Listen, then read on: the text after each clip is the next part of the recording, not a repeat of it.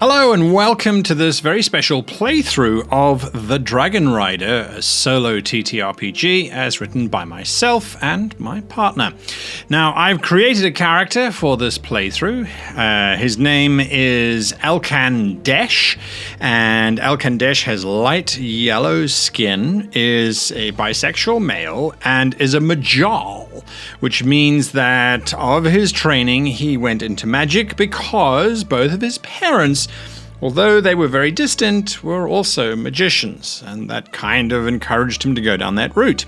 However, Alcan does have a natural propensity for working with dragons, and as a result, well, has the Dragon Trainer perk, and that allows Alcan to train their dragons, or their dragon, a little bit better than any other drahain. That's probably why they went and became a drahain in the first place. Now, if you don't know, a drahain is a Dragonrider, and all drahain have to attend the Dragon Academy in order to basically learn how to ride their dragon and work with their dragon and so on. So I have a character sheet here, which hopefully I'm going to show to you. There it is there. You can see it's still very work in progress PDF form fillable character sheet. And so we're currently level 0 and our title is student. We're still a student. And there's Alcan. You can see I've got prowess 2, aptitude 9, and grace 5, which for starting character is pretty much what you can expect. 10 health points and 8 armor because I bought some leather armor. There is my perk, Dragon Tamer, which allows me to give my dragon an extra perk. I only speak the common tongue. I've got 2 crowns left, and this is what I've managed to buy. Backpack Axe, which gives me +1 damage, which I should list here as +1, just to remind myself. And I've got 8 meals, because you always have to eat. At the moment, I can have 0 followers, and so that's all easy. I don't have any quests yet. And there is Stakavox Wind Singer, my Grilligian. I always get stuck pronouncing that, I know. Grilligian dragon, who is aloof and can fly, as most dragons can, but has the all-out attack, which we'll see in use. And as a Grilligian dragon, they have 15 dragon points and 15 health points. So they're going to be useful if I can use them in combat. So if you want a video on character creation, let me know and I'll take you through it. So all of this was generated using the Dragonrider RPG, and so now we're going to jump straight into it. So this is the opening event that kicks us off. Now, if you didn't know, Dragonrider is pretty much an open world, explore as you like, go where you like, do what you like kind of TTRPG, except for the opening act, which sort of sets up the whole tone. Let me try that again. This is a live recording, folks. You stand before Master Helco, a wise and venerable drahain who has taught hundreds of young dragon riders in the past. The last 3 years seem a blur of studies, hard work, little sleep, and working with your dragon. This is your graduation day. Huzzah! Huzzah! Huzzah! Huzzah! Right, we have to roll 2d6. That's what the game uses, is 2d6. So I've got 2 different colored die here, and I'm going to roll those 2d6, and we get an 8. Master Helco looks at you from his desk. You were not included in this morning's address because you are destined for more important things. You and your dragon, yes, have a strong bond. Use that. Keep us all safe. He hands you a scroll. This is to keep close. Let it remind you of your time here. He nods slowly, deciding something. You are ready. Go now. You gain a scroll of the Academy of the Dragon. Whilst you keep it on you, it takes up 1 slot. You gain +1 AP and +2 GR. I will take that. Now, I do have a backpack, which gives me an additional 4 slots. So I'm going to put here the scroll of the Dragon Academy, and that's +1 AP and +2 GR. Thank you very much, Master Helco. I will endeavor to do my very best to bring about justice in the lands of Drahain. And with that, you graduate. Yay, we're no longer students. Well, we are still students, still good enough experience points, but we're getting there. Right, now turn to numbered location 1. This is where your adventure starts. Now, if you are not familiar with the world space, I'm just setting up the screen for you. Is it this one? Nope, that's the title page. It's this one. This is the world of Drahain, and this is the Drahain Academy. Here we can see it down here, and location number 1. Now, you always normally will roll for what location you're going to, except for location number 1, which is where the whole thing starts. So there we are, location number 1 in the Spires of the Sun, the spectacular monastery that was converted into a dragon academy thousands of years ago. Or at least that's the lore that's in my head.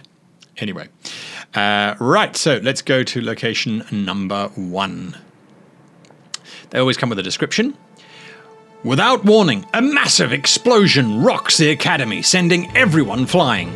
The very foundations shake. The masters instantly raise the alarm. Boom, boom, calling all Drahain to take to the skies. Before anyone can react, magic circles open all over the place and monsters pour out of them. The attack is widespread. Master Helco, as he is donning his armor, calls to you. In the vaults of the academy there is a golden box. In the box is a silver pearl. Get to the pearl before anyone else. Once you have it, take your dragon and flee. As he says that, one of the large white towers crashes down behind you, its red-tiled roof bleeding across the floor shower you in shards. Okay, now I have also set up a quick reference chart, which I will show you here. This is the reference chart that I've put together of all the different tables that you will use whilst exploring. Now, we have to draw dragon tiles to see how many tiles we have to face to get to the silver pearl, and we need to do so before this attack. Who is attacking us? We don't know. What's going on? The masters are taking to the skies. We are no longer students. We have to get in there. So, unfortunately, Stakavox can't come with me, because that's what it says. You cannot use your dragon, and you cannot leave until you've got the pearl. Well, fingers crossed. Here we go. Right, so I'm going to roll the number of dragon tiles. It's 1d6 minus 1. I rolled a 4, so that's 3 dragon tiles. I do also have a piece of paper in front of me, because I usually find that quite useful when you're doing these kind of journaling types of things. So we rolled a 3. That's 3 tiles that we have to face. You can see the different tiles are here in front of us, just behind me. I'm going to zoom in there so you get a better idea of what's going on. So we start at entrance number 1. Now, I have also set up, just over here, the actual potential dungeon, and we're going to build it. I've got all of the pieces available here. So we start at entrance number 1. I'm just going to plonk this down here. And I'm going to say this is where we are starting. And I'm actually going to create a token very quickly, if I can. And let's see, I don't actually have a portrait chosen yet for Alcan. I do have a few interesting ones here.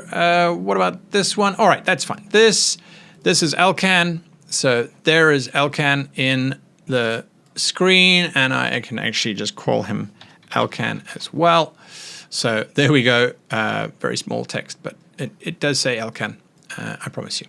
Right, so there is Alcan. We are at the start of the steps, and as we're at the start of the steps, we now basically have to go in and see what we are facing, and that is written on the actual location sheet. So I've got that here in front of me, and so here we go.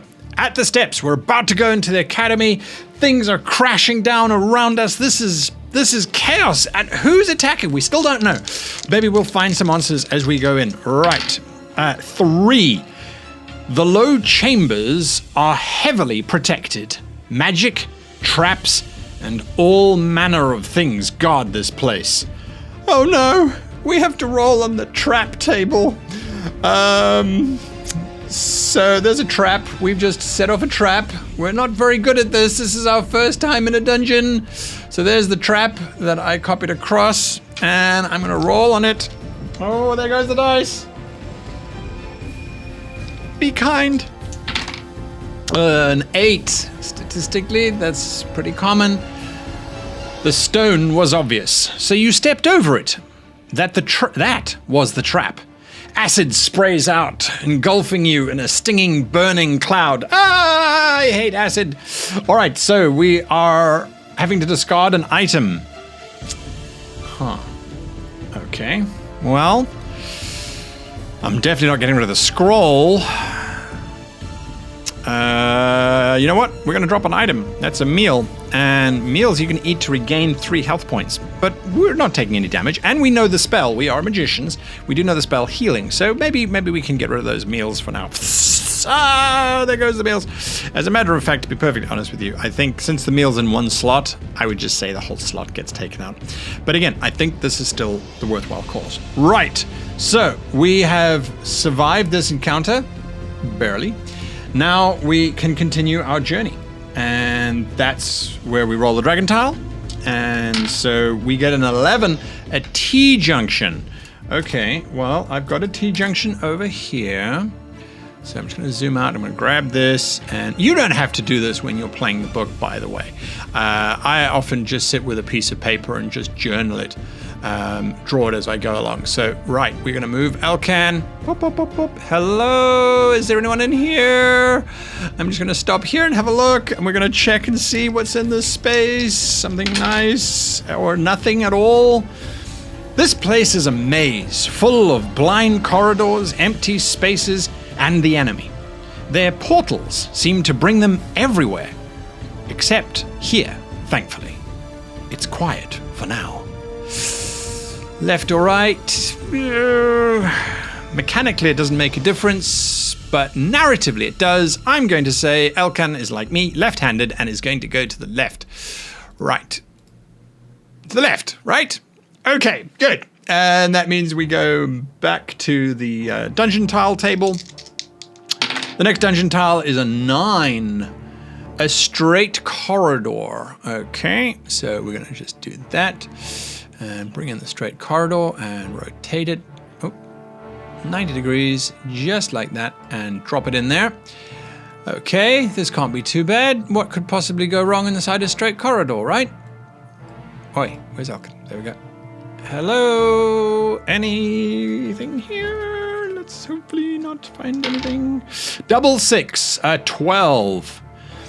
The door hangs like a dead man from one hinge. Something happened in here. Oh no, perhaps more than just one thing. Roll again twice. Okay, the first one is a 9. Draw 1 adversary. Okay, so there is something in here, adversary. And then a 10. Oh, Master Helco must not have had time to warn you of all the defenses this place has. You find several bones scattered about. We have a trap. Okay, so the way this works is we've got to fight the adversary first. And I think we have the adversary table over here. So there's our adversary table. We are traversing. We're on the ground. We're not in the air. So I'm going to roll to see what we have to face. A 10. An ooze. I hate oozes. Oozes are bad, I think. I'm not sure. I'm not sure how to actually make a token that looks like an ooze either. If I just think about this space here. An ooze. You know what? Let's go with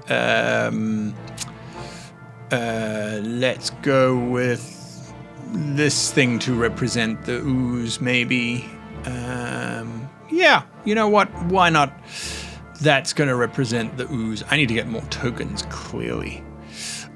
Anyway, so there's our ooze, and we're going to drop our ooze down. Oozes are usually quite big, so I'm going to put the ooze in there.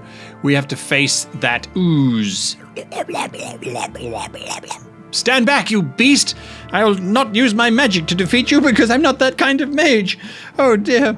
All right, now I will go and find the stats very quickly for the ooze. Skeletons dead, undead, getting there. Always fun with these books, right, is trying to find all the things, and until it's in a PDF, which I don't yet have, I don't have the bookmarks. So we are nearly there. I will fight this ooze. Here we go. Right, so the way that combat works is pretty straightforward. And we just need, there we go, ooze. Ooze is quite dangerous. It's quite dangerous. So what we do is 1 die is allocated to me, 1 die is allocated to the ooze. In this case, the white die is going to be for me and the blue dice is for the ooze. Now I have, as you might recall, I have these aptitudes here, these various abilities, hero points as they're called. I have prowess, aptitude, and grace, and I have my hit points. The ooze has a similar kind of thing. It's got its own hit points, but it also has its own predetermined spend. So when I look at this, the ooze has got 8 hit points. I have 10, but it is adding +3 to its roll. So I am going to say that I'm going to use my aptitude, and I am going to spend 3 points on aptitude to bring me to spending the same amount as the ooze. So basically we're absolutely equal. Here I go, rolling the 2 dice. Shouldn't have done that. I rolled a 2 for me and a 5 for the ooze. So I'm on 5, the ooze is on 8. That means that, oh my goodness, the ooze deals 3 damage to me. I'm wearing my armor. So the armor, I'm going to put a slash in here. The armor is down to 5. Bad ooze. Okay, let's try that again. This time around, I'm going to spend 5 grace on this. And the ooze is spending 2 on its roll. Come on, come on. Yes, so I rolled a 5, it rolled a 2, I was spending 5. So that puts me on 10. The ooze was spending 2, and so that puts it on 4. 10 from 4 is 6, but I deal +1 damage because of using my axe, and so the ooze takes 7 points of damage. Yes, take that, ooze.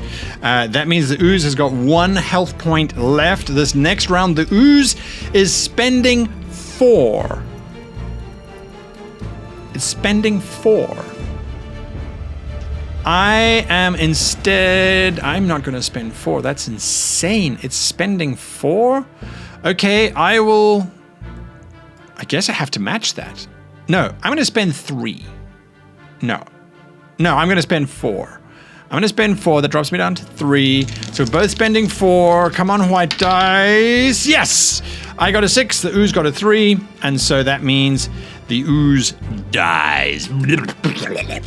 How you cutting jelly? It's like, oh, I hate Jello. Die. All right, so the ooze dies. And what that means is that oh, that's kind of nice, actually. Okay, I don't feel so bad now. Firstly, in the ooze, in the remains of the ooze, and I'm going to say the ooze was a black pudding kind of black jello type of thing, I find a spear +2. So I am definitely going to equip that spear rather than the axe. So that means my damage modifier goes up to 2, which I think is pretty cool, as well as 135 crowns. So that puts me on 137 crowns. And I gain 30 experience points. Well, thank you very much. I need 350 to get to the next level. That is the ooze. The ooze, let me just go back here, is defeated. Huzzah! Huzzah! I step forward onto the trap because we had a trap as well. Oh, goodness. All right, let's go to the trap sheet, and that's just over here. So there's our trap sheet, and we are celebrating, but the ooze has caused a 6. The floor has curious markings on them, which you realize are a code to avoid triggering the trap. Now, which marking is which? Check AP 10. If you fail, suffer 1d6 damage. No, that's okay. We could suffer 1d6 damage and we'd be okay. AP 10 though I can only spend 3, or I could spend the last 2 I have of grace, but that only give me +1. And spending 2 of prowess is meaningless because it would also only give me +1. All right, I'm going to get 10. I'm going to spend 2. I'm going to spend 2 points. So I get to roll 2d10, and I've got to make an AP10 check, to figure out which are the right runes. Is it the one of the dragon or the one of the serpent? Got +2 to the roll, and I rolled a 6 + 2 is 8. I fail, just like in the video, except this time I'm being zapped by magic. I take 1d6 damage, and that damage is 4 points of damage. My armor is down to only 1 remaining. Things are not. Things are going well, I think. Except that I've forgotten how many tiles I have to face. I think it's 4. I think I said 4. I should have written that down there. I did write down the number 3, but does that apply to the number of tiles? I think it does, which means that this next tile that I have to face here. Let me zoom out there on the map. Let's get you out the way over there. Thank you very much. I'm using Dungeon Fog for this, by the way, folks. The next tile is the final tile. So this is the chamber that obviously Master Helko was talking about in terms of the chamber that I had to get to. So this is deep within the labyrinth. I have now walked in. Oh, it's a big chamber. Right, so if we go back to where we were, in our locations, we went in a numbered location. We were in location number 1, and location number 1, we still got to roll because we've just walked into the location, and that gets us a 5. A scream from one of the masters alerts you to a large golden door. Dragons fly about the door, beautifully carved into the wooden frame. There is something behind this door. Draw 1 adversary. Another adversary. This is not what we are needing right now. Okay, so it's another adversary. Here we go, and it's a shadow. A shadow.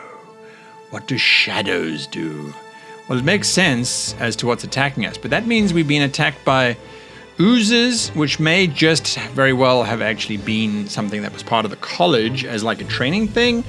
But a shadow, that seems very odd. All right, so let's have a look at this shadow. Shadow, goblin, ooze, shadow. Okay, ooh.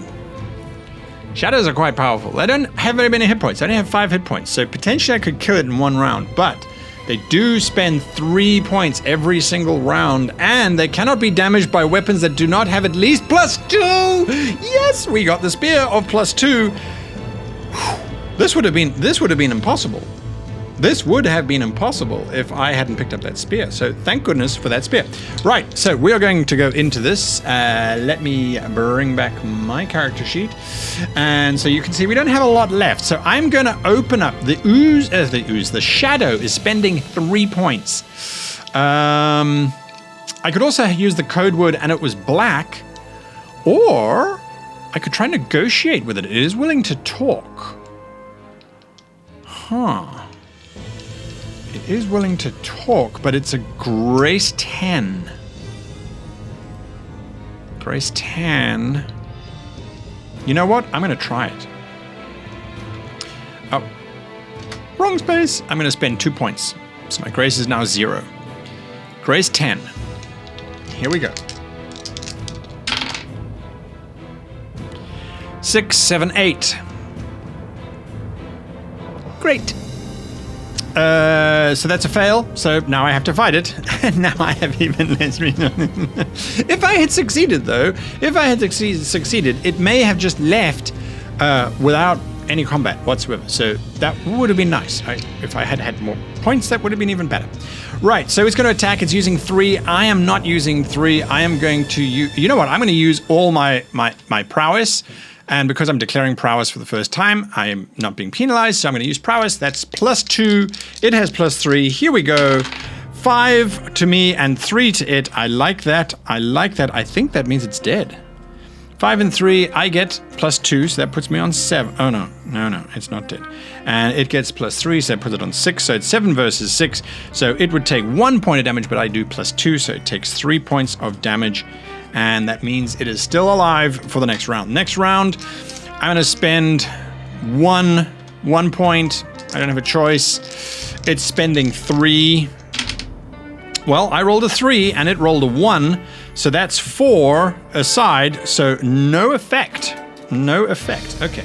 Next round, I've got nothing. And it's on +3. This may be the end. I rolled a 6. It rolled a 2. That's 5. So that's 1 difference. It takes 3 damage. It dies. Okay, the shadow dies.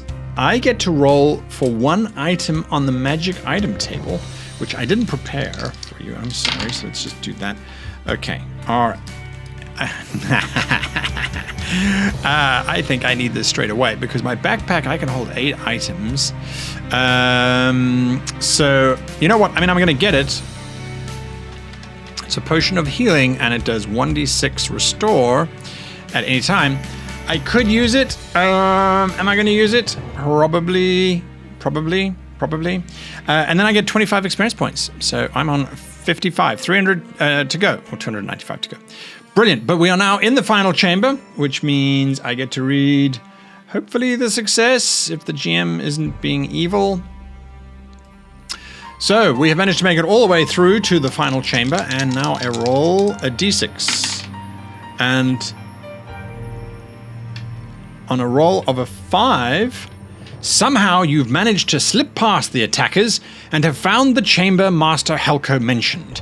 The pearl is yours. Okay, so we gain the silver pearl. The silver pearl. Brilliant. What a battle. Shadows, monsters. Not a very complicated dungeon, but I rolled low. Right. Whilst you have the pearl, it counts as an item but takes 0 slots. You gain +2 grace. Okay. Plus 2 GR.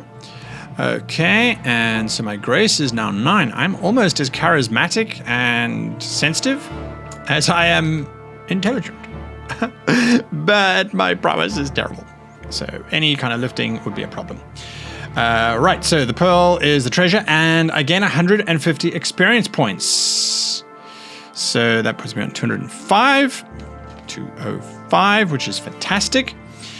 It is clear this attack was well planned. The masters and their dragons fight like demons, desperate to save what little they can. You bump into Helco, who orders you to keep the pearl safe. Your dragon is waiting. Stakavox, let's get out of here. You leave the battle, hoping that Helco and the others will prevail. But where to now, brave young hero? If you want quests or to buy equipment, head to one of the towns. If you want to go and explore, head to one of the unnumbered locations. Alternatively, you can head to your tower.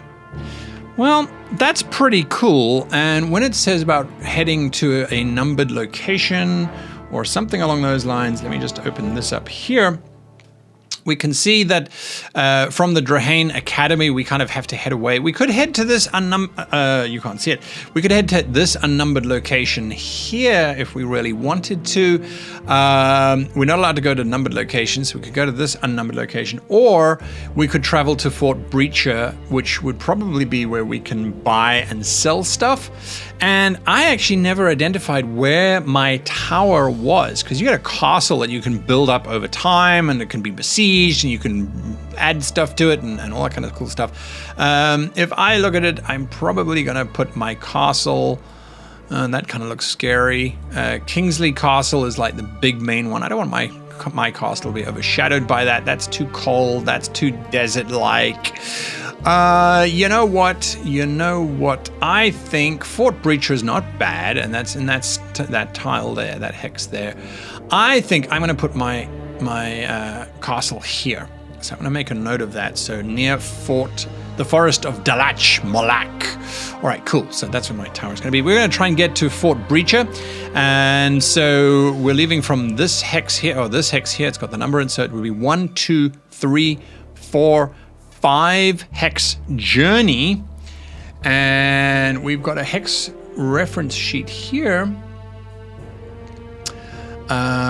for things that can come up. Let me show you what happens during the journey. Now, there is a problem which you may or may not be aware of. We have no meals. Those meals were destroyed by the acid trap, and well, we're going to take damage. Every time you can't eat, you're going to take damage. So that means we cannot rest until we get to Fort Breacher. So we got five things to go. So here we go. Let's go to the map, and we leave 1, 2, 3, 4, 5. It's 5, whichever way we go. All right, let's go out over the Silsari Sea. We're going to sail out over the Silsari Sea, where my mouse cursor is right there, into the Silsari Sea. So we are full. I'm going to use my. Sorry, I get excited when I discover and remember stuff that I can actually do. Flight. Once per day, you may move 3 hexes and only draw 1 flight movement encounter. So that is exactly what we're going to do. We are going to go from here. We're going to go Silsari Sea. 1, 2, 3. That gets us to the forest. And now we have to draw an encounter. So we draw an encounter, which is, we're doing flight. So here we go. I roll 46. So that's 7 plus 3 is 10 plus 1 is 11. Don't judge me. This is not a math tutorial. And so another drahain approaches you. Well met, friend. After brief introductions, the drahain is willing to trade with you. What has happened to the Dragon Academy? What is going on? Apparently this drahain does not know, or was on their way to the academy and now has learned of this terrible, terrible news. But they will trade something from the Skymark market, and they'll sell it to you half price. Wow. Okay, so the Skymark market is a really cool place filled with all kinds of amazing things in it.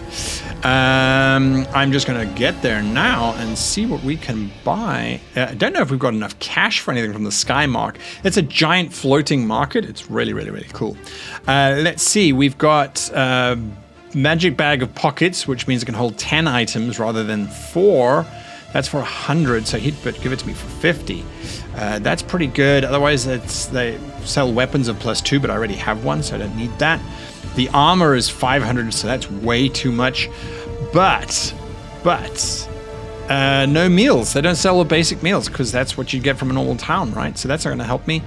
I can't believe I'm saying this, but I think I'm not. Oh, I can buy a spell. I can buy a spell. So I am going to buy Lightning Strike. Yes, I like that. Lightning Strike. It's a spell. It does not take a slot up in my inventory, but I don't have the inventory page yet. So this is Lightning Strike. And you send out a surge out of your hand, hitting up to 3 adversaries at once. So 3 targets, and that's 7 damage. That's amazing. Okay, cool. So, and that cost me 50. So where's my cash? Here we go. So this goes down to 87. Okay, right. So now we can continue. Well, now we have to eat, and we can't eat. Well, we don't have to eat yet. We can continue moving through.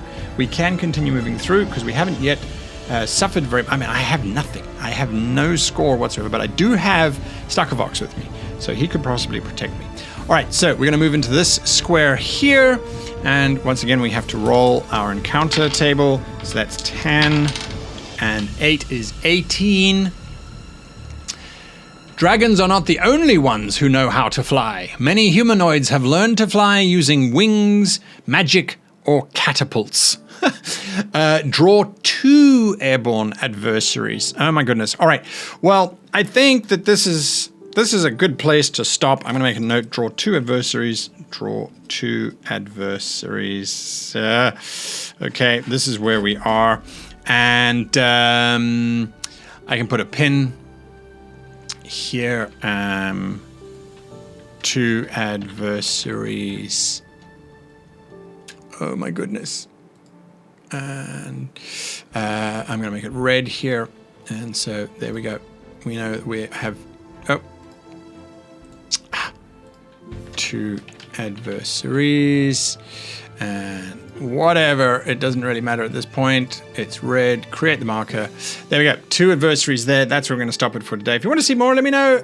Leave some comments down below in the video and we'll take it from there. Until next time, thank you for watching. My name is Guy and I am bringing you the Dragonrider playthrough experience. It'll maybe be a bit less chaotic next time once I've got all the things ironed out. Until then, if you haven't heard about the Kickstarter, go check it out. Thanks for watching.